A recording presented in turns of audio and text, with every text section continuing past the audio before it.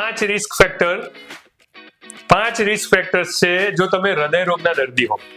આ પાંચ risk factor છે તમારા મોઢા સાથે જોડાયેલા. આ પાંચે રિસ્ક ફેક્ટર છે કે મોઢાના બેક્ટેરિયા કેવી રીતે તમારા હૃદય રોગને વધારે છે. કારણ કે આ વસ્તુ નહીં જાણો તો આ આગળ જતા જીવનને સાબિત થઈ શકે છે. Yes, myself doctor Jaymin Patel. હું 32 પલ્સ અમદાવાદ ખાતે ચીફ ઇમ્પ્લાન્ટોલોજીસ્ટ અને સ્માઇલ ડિઝાઇનર છું. અમે દેશ વિદેશથી આવતા લોકોના દાંતની અને એના મોઢાની ટ્રીટમેન્ટ માટે છેલ્લા 19 વર્ષથી અમદાવાદમાં પ્રયાસ કરી રહ્યા છીએ અને બહુ સફળ રીતે લોકોના આશીર્વાદ લઈ રહ્યા છીએ. જો તમને બી હૃદય રોગના પ્રશ્નો હોય તો તમારે આ વસ્તુ ખાસ જાણવી જોઈએ. આ વિડીયો છેક સુધી જોજો. તમારા મિત્રોને જે તમને લાગે કે તમારા સગાવાલા કે તમારા જેવા હૃદય રોગના દર્દીને ખાસ મોકલજો, કારણ કે આ એમની જિંદગી બચાવી શકે છે. આ પાંચ રિસ્ક ફેક્ટર્સ છે જે તમારે જાણવા જોઈએ. કયા છે? પહેલી વસ્તુ કે જે મોઢામાં રહેલા બેક્ટેરિયા, ખાસ કરીને જે છારી, પેઢાની આજુબાજુ જે છારી જમા થાય છે, એ છારીના જે બેક્ટેરિયા છે એ ઇન્ફ્લેમેશન બોડીમાં ક્રિએટ કરે છે. અને એ ઇન્ફ્લેમેશન જે થાય છે એ હાર્ટની અંદર, હાર્ટની જે વોલ્સ છે એ વોલ્સમાં બી ઇન્ફ્લેમેશન ક્રિએટ કરે છે અને તમારા હૃદય રોગને ક્યાં ડેવલપ કરે છે અથવા તો પછી હૃદય રોગ જે છે એને ઇન્ક્રીઝ કરે છે. બીજું રિસ્ક ફેક્ટર્સ કે આ જે બેક્ટેરિયા જે દાંતના સડામાં હોય કે ખાસ કરીને પેઢાના પાયોરિયાના બેક્ટેરિયા જે છે, જે આપણને એવું છે કે દાંત સફાઈની ક્યાં જરૂર છે, મારું મોઢું ચોખ્ખું છે, મને તો ક્યાંય દુખતું નથી, પણ પેનલેસ હોવા છતાં બી એ સાયલેન્ટલી ડેમેજ કરી રહ્યા છે આપણા પેઢાને. તો એ ખાલી પેઢાને ડેમેજ નથી કરતા, એ બેક્ટેરિયા ત્યાંથી બ્લડમાં ભળે છે, એટલે કે લોહીમાં ભળે છે. કેમ? કારણ કે ત્યાં પેઢાની આજુબાજુ દાંતના પેઢા જે છે ગુલાબી કલરના, ત્યાં બહુ બધી બ્લડ વેસલ્સ છે, બહુ બધી ધમની અને શિરાનું નેટવર્ક છે. એટલે ત્યાંથી આરામથી એ બેક્ટેરિયા બ્લડમાં જતા રહે અને બ્લડ થ્રુ એ ફરતા હાર્ટમાં પહોંચે છે. હવે જ્યારે હાર્ટમાં પહોંચે છે તો રસ્તામાં જ્યાં જ્યાં એની નાની નાની જે નળીઓ છે એ નળીઓને બ્લોક કરી શકે છે અથવા તો એને નેરો ડાઉન કરી શકે છે. સમજ્યા? કે નળીઓ નાની થઈ જાય. નળીઓ નાની થાય એટલે શું થાય? જે લોહીનું પરિભ્રમણ છે એ ઓછું થઈ જાય, સાંકડી થઈ જાય નળીઓ અને આગળ જતા હાર્ટના પ્રોબ્લેમ વધારે. ત્રીજું રિસ્ક ફેક્ટર છે કે આ જે નળીઓ સાંકડી કરે છે એની સાથે સાથે એ ક્યાંક ક્યાંક એને બ્લોક બી કરી શકે છે, કે જેને ક્લોગિંગ કહેવાય, ક્લોગિંગ ઓફ આર્ટરીઝ થઈ શકે.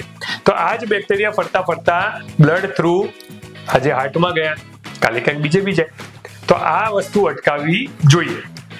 ચોથું રિસ્ક ફેક્ટર છે કે આ જ બેક્ટેરિયા ફરતા મગજ સુધી બી જઈ શકે અને મગજની કોઈ નાની નળી હોય એને બ્લોક કરે અથવા એને નેરો ડાઉન કરે, એને ત્યાંથી આગળ જતા બ્લડને રોકે. તો ત્યાં બી આપણને જે હુમલો, સ્ટ્રોક કહેવાય, સેરેબ્રોવાસ્ક્યુલર સ્ટ્રોક કહેવાય કે લકવાનો જે સ્ટ્રોક કહેવાય, એ આપણને આવી શકે છે. તો એ બી અગેન હાર્ટ ડિઝીઝ સાથે બી ક્યાંક ના ક્યાંક રિલેટેડ હોઈ શકે છે.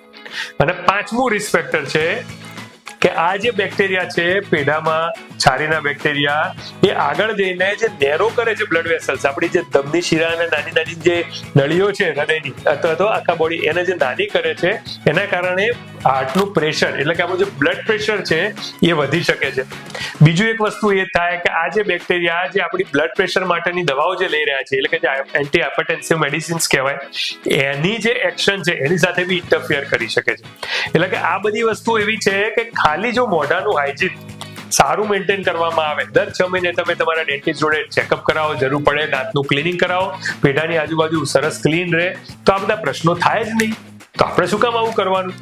ખ્યાલ આવ્યો? તો પહેલી વસ્તુ કે થાય છે કેમ? તો જે આપણું હાઇજીન, પુઅર ઓરલ હાઇજીન, કે આપણા ભારતીયો પ્રખ્યાત છે હાઇજીન સારું નહીં રાખવા માટે.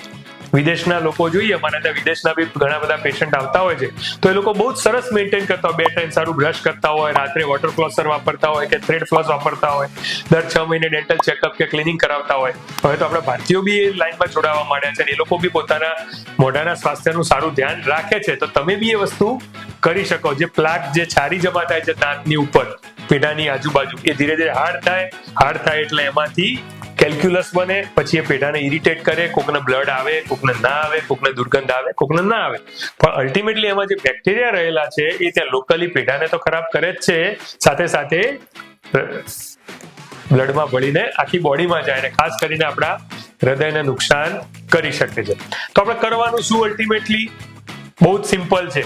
2 ટાઈમ સારું પ્રોપર ટેકનિકથી બ્રશ કરવાનું. ટેકનિક માટે અમારી બીજી યુટ્યુબની વિડીયો છે પ્રોપર બ્રશિંગ ટેકનિક, એ તમે જોજો. અલગ અલગ ઉંમરની વ્યક્તિઓએ કેવી રીતે બ્રશ કરવું જોઈએ આ વિડીયો એમાં આવશે. જે તમે દરરોજ 1 અઠવાડિયા સુધી એ વિડીયો જોઈ બ્રશ કરશો તમને ટેકનિક આવડી જશે. બીજી વસ્તુ, દરરોજ રાત્રે ફ્લોસિંગ કરવું જોઈએ. આઈધર થ્રેડ થી ફ્લોસ કરો અથવા તો વોટર ફ્લોસરના ડિવાઇસ આવે એનાથી કરો તો ખૂણે ખાંચરે બધું મસ્ત ક્લીન થઈ જાય.